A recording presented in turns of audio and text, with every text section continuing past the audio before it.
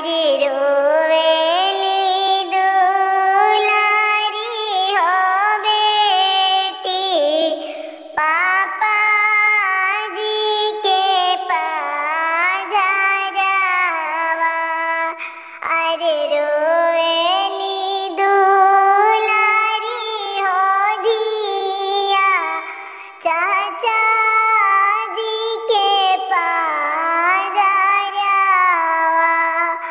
अरे हमारा तो चाहिए पापा सोनवली रंग के साड़िया।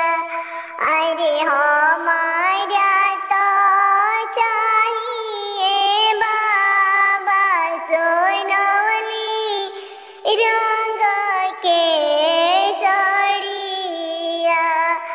अरे हौसले कौन हो समाधि मुआ खसिरु मालिया।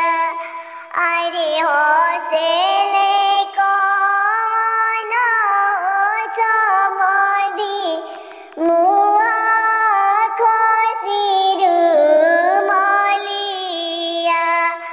अरे हम आइब बेटी सोनवली रंग के हो साड़िया।